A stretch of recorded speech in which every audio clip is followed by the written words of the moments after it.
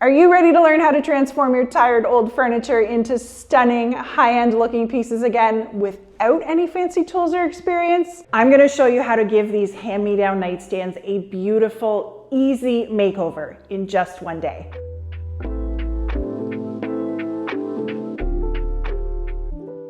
These nightstands are a great size and I love the lines of them, but I'm not really a fan of the color with this style or the wear and tear on here. So today I'm going to be giving them a pretty beginner-friendly makeover with this easy-to-use all-in-one product, Beyond Paint.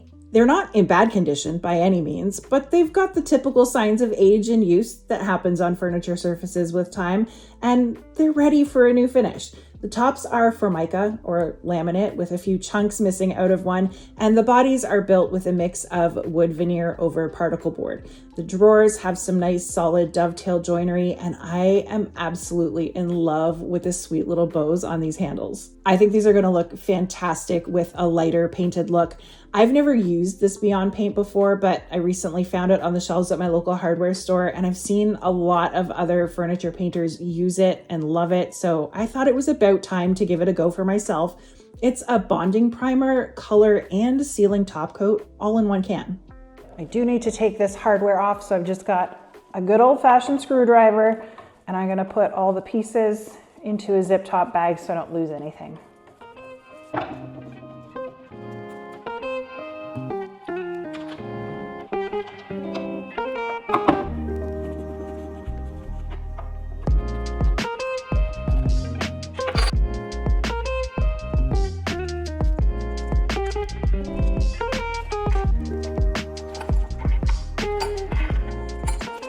Following the instructions on the can, the first step is a good clean, and they recommend really any regular household cleaner that can cut through grease so that you make sure whatever you're planning to paint is grease, oil, and wax free. I'm going to spray these down and then let the cleaner sit on there for a few minutes so it can really have a second to break up any grease or grime that's on the surface. I brought my scrub brush out too so I can get into this little crevice around the tops. I gave each section a really good scrub and then wiped it down with some warm water and a microfiber cloth and gave it one more wipe with some fresh clean water after that to make sure there wasn't any cleaner left behind.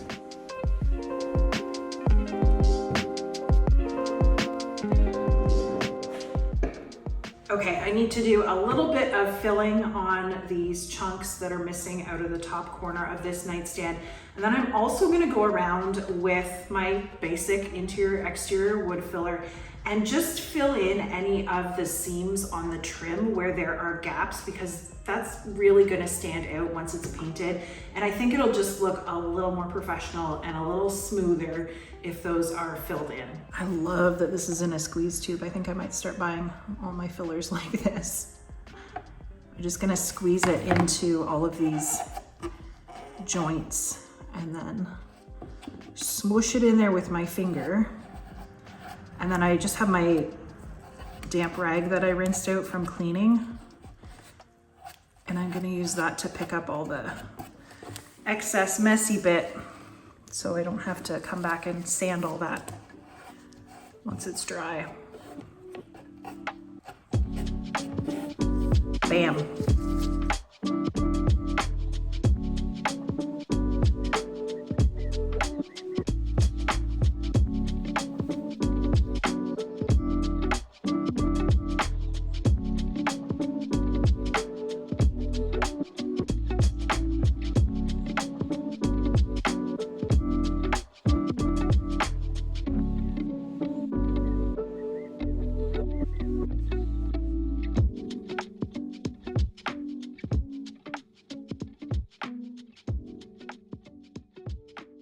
Now that these wood filler patches on the top are dry, I'm just going to use some 180 grit sandpaper to smooth that flush. And the Beyond Paint that I'm going to be using on these says that I don't need to do any more sanding to get really good adhesion, even though the tops of these are Formica.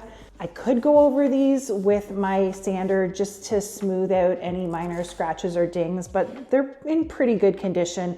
And since this is my first time using Beyond Paint, and it's making some pretty big claims.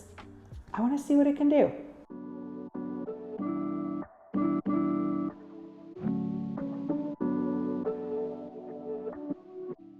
Almost forgot. This is a brand new roller cover, so I'm just going to wrap it in a little bit of masking tape and peel it off as kind of a lint roller, just to make sure there isn't any loose fibers that might want to come off and get stuck in my paint job. This paint isn't like any paint I've ever used. It's got a very thick consistency, like stiff pudding, and they actually recommend that you don't brush it like a normal paint. The instructions say to use a chip brush in an up and down stippling motion to get the paint into corners and detailed areas where a roller won't reach, and then to go over all of the large flat surfaces with a 3/8 inch nap roller. Because it's really thick and has all those extra components built into it, they are very clear and honest that it will have a definite texture to it. It is not going to produce a silky smooth sprayed style finish, but that texture should also help camouflage any minor imperfections on your furniture surface.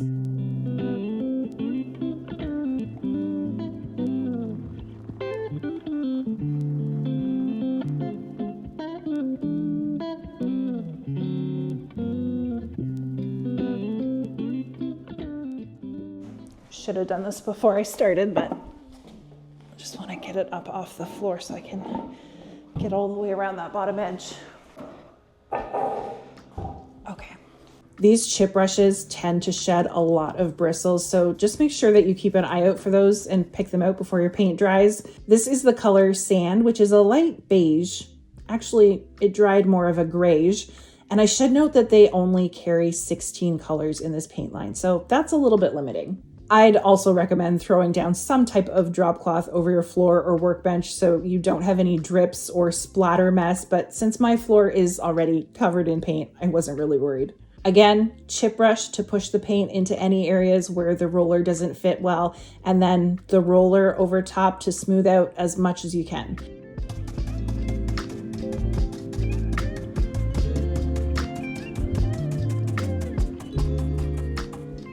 I'm really impressed with the coverage that the first coat of this light color is getting over the dark wood, and the texture doesn't really seem too bad. It's honestly nothing worse than I'd expect from rolling any paint.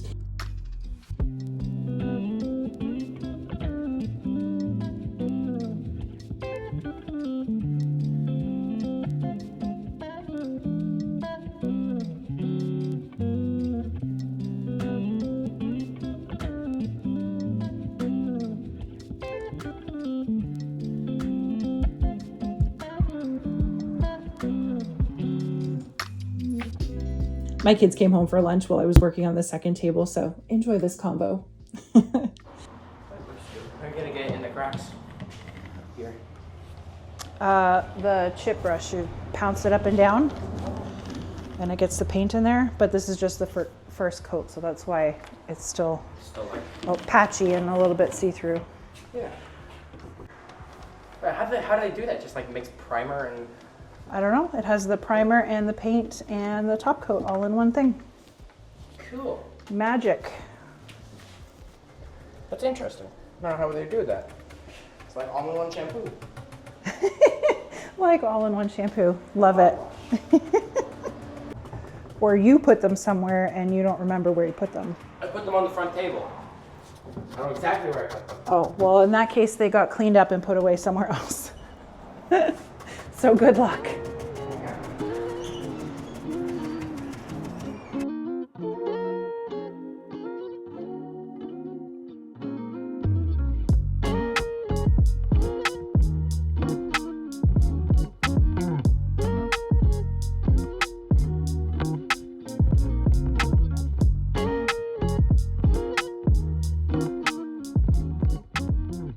One thing to watch is that once you've got each section covered in paint, it's nice to go back over it right away without adding any extra paint to your roller, and just with very light pressure to make sure that you don't have any noticeable lines of built-up paint from that roller left behind.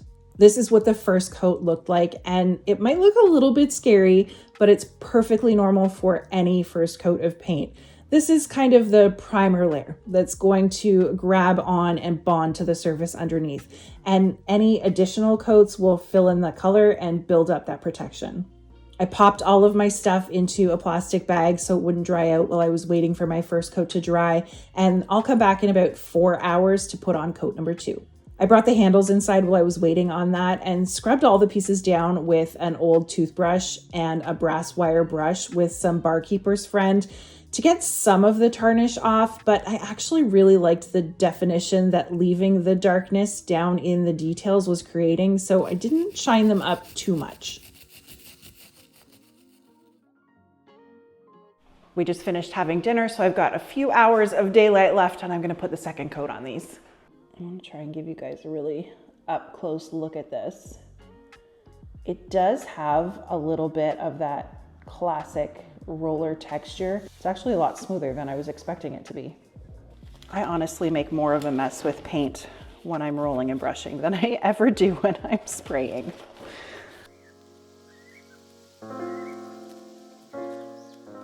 I topped up my paint tray and went right back to work applying the next coat the same way as the first.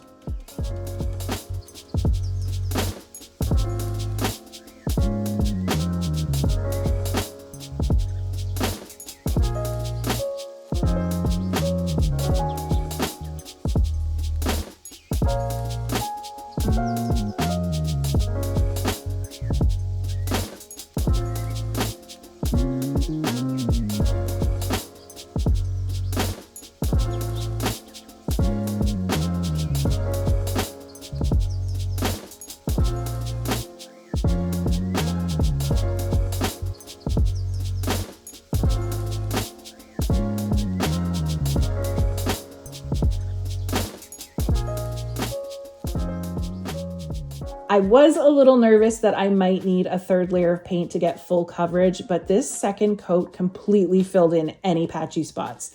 I know I said one day, but this needs a few more hours to dry, so I'm just gonna let it chill overnight, and I'll screw the handles back in place tomorrow and let you see the finished product.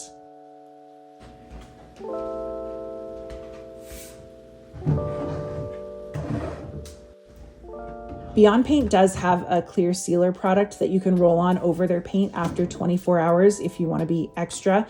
You do need to be careful with your freshly painted surfaces for the initial curing period of 5 to 7 days. And after 30 days, again, the same for most paints, it will reach its full durability.